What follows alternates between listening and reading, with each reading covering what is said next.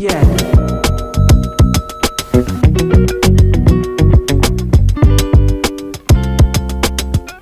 Que los bendiga a todos mis hermanos, espero que se encuentren muy bien. El tema de hoy es las Marianas. Empezamos.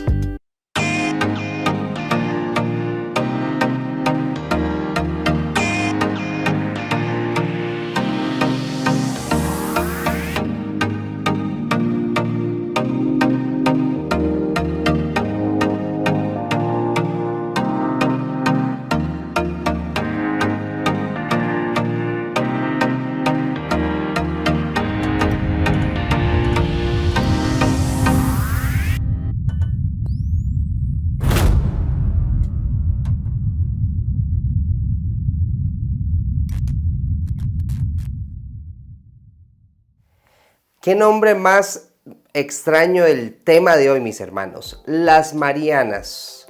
Cualquiera diría que son como algunas mujeres que tienen el mismo nombre. No, chiste malísimo, no me hagan caso. Las Marianas, mis hermanos, es una fosa que está en el Océano Pacífico.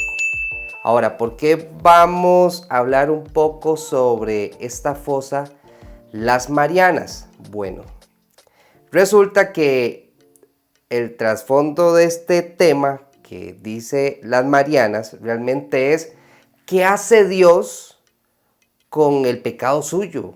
El pecado mío, el pecado de todo el mundo, de toda la humanidad, todas las personas que han pisado esta tierra. Dios, ¿qué hace con esos pecados? Entonces, hay una analogía, una asocie, donde hay una cita bíblica donde dice que Dios tira los pecados al fondo del mar. Entonces me di la tarea de investigar cuál es el área más honda de la tierra, la más profunda en el océano, y resulta que es las fosas las Marianas. Pero antes de entrar en detalle, quiero que leamos la siguiente cita bíblica. Lean conmigo. Miqueas 7, 18 y 19. Dice: ¿qué Dios como tú, que perdona la maldad y olvida el pecado del remanente de su heredad?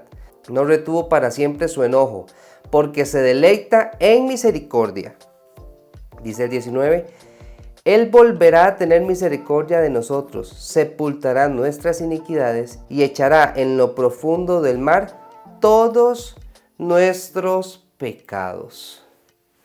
El asunto aquí, mis hermanos, es ¿por qué hace ese asocie que al fondo del mar? ¿Será que será el fondo como la playa donde vamos a pasear y hacen snorkel y se sumergen y pueden ver el fondo así de fácil? ¿Dios manda esos pecados? Evidentemente no, mis hermanos. Ahora, vamos a leer otro asocie cuando Dios destruye lo que es el pecado. ¿Qué pasó con el pueblo egipcio? Lean conmigo. Éxodo 15, 4 y 5 dice: y echó en el mar los carros del faraón y su ejército, y sus capitanes escogidos fueron hundidos en el mar rojo. Los abismos los cubrieron, ojo, descendieron a las profundidades como piedra. Nuevamente, en esta ocasión, cuando estaba Moisés, el libertador del pueblo de Israel, que con el imperio egipcio, Dios abre el mar, cruza el pueblo y los carros del faraón comienzan a cruzar el mar, pero todo era planeado de parte de Dios, que no sé, me imagino como a medio camino ya el pueblo, los egipcios ya estaban a medio camino y el mar se cerró. Y dice que los abismos lo cubrieron, o sea, hasta el fondo del mar. Ahora, ¿por qué el fondo del mar? ¿Por qué el fondo del mar en estos dos episodios en el libro de Miqueas y en el libro de Éxodo? Ahora vamos a ver en este video qué es esto de que el fondo del mar y por qué es tan importante esta cuestión del fondo del mar. Vean conmigo. Esta aventura. La fosa de las Marianas. La fosa de las Marianas, la parte más profunda del océano. Ven qué interesante. El abismo Challenger. La búsqueda del Precioso, punto hermano. más profundo nos lleva al Océano Pacífico Occidental, específicamente al abismo Challenger, ubicado en el extremo sur de la Qué fosa de las interesante. Marianas. Aunque la aplicación de diferentes métodos de medición hace que aún no se tenga una profundidad definida. Se estima que Ojo. tiene una profundidad de 10.984 metros. Esta profundidad es equivalente al alto del monte Everest, pero aún así faltarían como 2 kilómetros para cubrir la profundidad del Challenger Deep. Si te Una preguntas profundidad. por qué hasta el día de hoy no hay una certeza de su profundidad, debes saber que no es una tarea fácil. Primero, la presión en esta zona es de 15.750 psi, lo que equivale a 1000 veces la presión atmosférica estándar o al peso de 1000 elefantes parados sobre tu cabeza. Además, a esa profundidad las máquinas empiezan a fallar. Una pausa, mis hermanos. Ojo lo que vamos de ver de ese documental. La presión en el fondo de las Marianas, que es un estimado que ahora estaba viendo en internet que hay una cifra mayor, que son los 11.000 metros. Es tanta la presión que dice que es como que si se parara en mi cabeza 1000 elefantes. Ahora ya vamos como entendiendo por qué Dios hace ese asocie sobre que tira los pecados al fondo del mar. O sea, la presión es tan grande que los destruye, mis hermanos, los deja aplastados. Sigamos viendo. Ya. Perdido en acción. Imagina que estás ascendiendo y a pocos metros de llegar a la superficie pierdes toda comunicación con el equipo de monitoreo, sin posibilidad de navegación. Las corrientes marinas son capaces de arrastrarte a muchas millas de distancia. El equipo que te esperaba en la superficie no tiene idea en dónde te encuentras. Sumado a esto, también es posible quedar enredado con cables de comunicación submarinos. Estos cables unen los sistemas de telecomunicaciones de todo el mundo. Están incluso a lo largo del Mariana Trench. Si aún tienes la loca idea de sumergirte en las aguas del Mariana Trench, debes saber que de cualquier forma que mueras en esta fosa, tu cuerpo no flotaría hacia la superficie, ya que la presión ya te hubiera dejado sin aire. Es probable que te quedes en el fondo para ser consumido por gusanos zombies que, como ya sabes, generalmente comen huesos de ballena, pero estoy seguro que no perderían esta oportunidad. Muy bien. Vemos que en este documental dice que si uno llega ahí, uno no flota porque es tanta la presión que más bien se hunde, como le pasó a los carros del faraón, a todo su ejército. Entonces vemos que la asocie concuerda perfectamente, mis hermanos. Resulta que han sido pocas veces que han podido llegar a partes hondas de la fosa de las Marianas, y una de esas visitas metieron a como una especie de submarino, y tenía una ventanita y iba no sé a cuántos 2000 metros bajando, y la ventanita se partió porque era tanta la presión que ejerce el peso, como vimos en el video, 1000 elefantes sobre nuestra cabeza. ¿Usted puede aguantar eso? A ver, yo ni aguanto tal vez 2 costales de cemento, o tal vez ni siquiera ni uno. 1000 elefantes en nuestra cabeza. Eso es lo que Dios hace, mis hermanos, con el pecado, con su pecado, con mi pecado, con el pecado de todos, que Dios desecha el pecado, mis hermanos. Entonces, vemos claramente que si nosotros confesamos nuestro pecado, ¿qué sucede? Dios lo desecha inmediatamente. Ahora, si usted piensa que, híjole, es que no, Josué, yo he pecado tantas veces que yo ya no tengo perdón de Dios. Y esto ya lo he comentado en varias ocasiones, que esto es estrategia del enemigo. Satanás quiere meterle en su mente que usted está tan sucio, tan sucio, tan sucio, que usted no tiene perdón de Dios. Entonces, cuando Cristo venga, al yo haber tenido sus pensamientos, no, hombre, mejor sigo como estoy, nos va a ir mal. Y eso es lo que Satanás quiere, mis hermanos. Satanás quiere que usted no le pida perdón a Dios por los pecados que usted ha hecho, porque Satanás nos mete ese sentimiento de culpa. No, hombre, ¿cómo es posible que yo voy a ir ante Dios y voy a hablarle, Dios, perdóneme, donde yo hice esto, aquello, lo otro, aquello, lo otro, etcétera, etcétera, etcétera. Donde si comienzo a recordar y a recordar y a recordar, me siento tan sucio que tengo vergüenza de cerrarme en el cuarto y pedirle perdón a Dios. No puedo.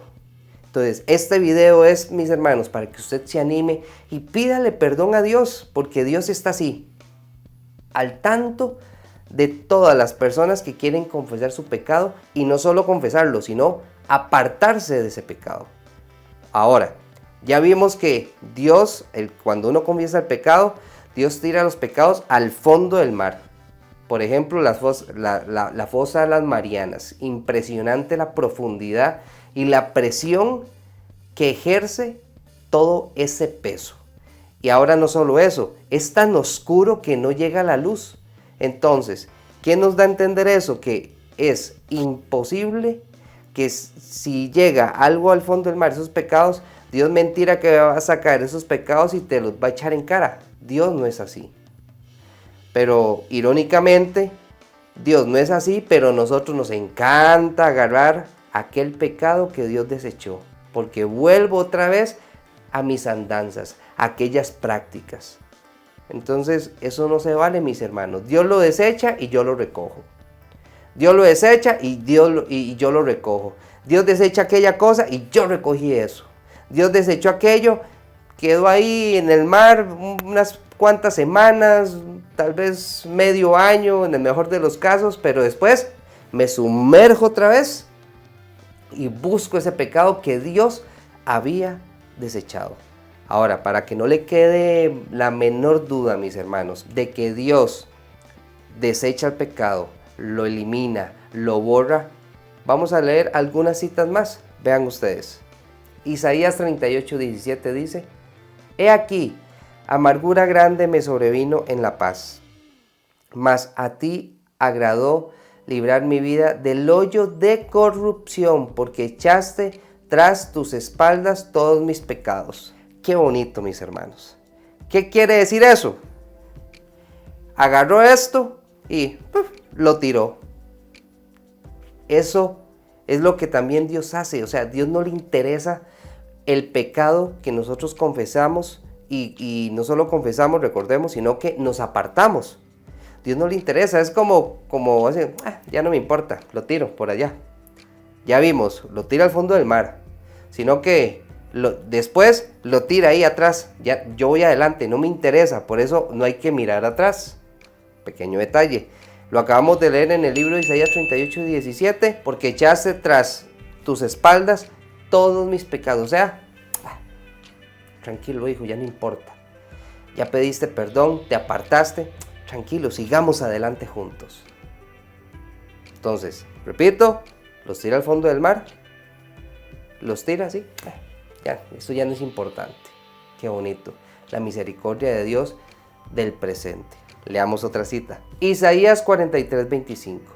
Yo soy el que borro tus rebeliones por amor de mí mismo, y no me acordaré de tus pecados. Ojo, aquí hay dos datos importantes. Borro y olvido. ¿Cuántas veces uno se equivoca y usa corrector? Si es lapicero, si es lápiz, borrador. Si es con la computadora, solo le doy la tecla de borrar y ya desaparece. Es exactamente casi lo mismo, nada más que sin la silueta ahí, que, mira, ahí decía eso.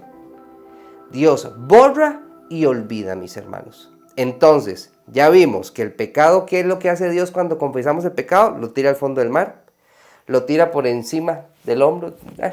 Tiremos eso no sirve. Y ahora estamos viendo que borra y que también olvida. Pero lastimosamente somos nosotros los que no nos perdonamos, somos nosotros los que no olvidamos, mis hermanos. Donde Dios dice, me lo imagino así como, ¿de qué me está hablando Josué? Que Josué me está pidiendo otra vez perdón de un pecado de hace algún tiempo. Yo no sé de qué me está hablando, porque Él ya lo borró, ya lo desechó, lo tiró yo, lo tiró por allá y listo. Leamos otra cita. Isaías 44:22. Yo deshice como una nube tus rebeliones y como niebla tus pecados. vuélvete a mí porque yo te redimí. ¡Wow! Ustedes han visto las nubes como el sol las calienta y se deshacen. Así es el pecado cuando nosotros lo confesamos, mis hermanos. Es así como, y listo, ya no hay nubes, ya no hay niebla. Igual que la neblina, la niebla, eso no es algo permanente, se desaparece. Va bajando, bajando y se desapareció. Vea qué buenas analogías. Dice, como las nubes y como la niebla, mis hermanos. Entonces estamos viendo que Dios, cuando nosotros realmente le pedimos perdón, tranquilo papá, no se preocupe que yo ya no me acuerdo, eso es como una niebla, una nube, yo le hago así y ya desaparece, no se preocupe, ese pecado yo lo tiro, ¡pum!, lo tiro por atrás, no se preocupe, lo tiro al fondo de la mar, no se preocupe, sigamos adelante. Eso es lo que Dios hace con el pecado que usted comete y con el que yo cometo, siempre y cuando lo confesemos y nos apartemos. Leamos otra cita. Hebreos 8:12. Porque seré propicio a sus injusticias, y nunca más me acordaré de sus pecados y de sus iniquidades. Nuevamente se reafirma que Dios, diríamos humanamente, tuvo mala memoria, ya no se acuerda. Beneficio para nosotros, mis hermanos. Él ya no se acuerda de su pecado y de mi pecado. Quien lo pasa recordando somos nosotros y Satanás con dardos y dardos. Pero según usted con un solo ese perdón ya Dios lo olvidó. No se equivoque, porque ese pecado es gravísimo. Dejaste aquella situación y arruinaste muchas familias, hiciste lo otro y un montón de cosas. Esos son dardos del enemigo, mis hermanos. Leamos otra cita. Salmo 103, versículo 12. ¿Cuánto está lejos el oriente del occidente? Hizo alejar de nosotros nuestras rebeliones.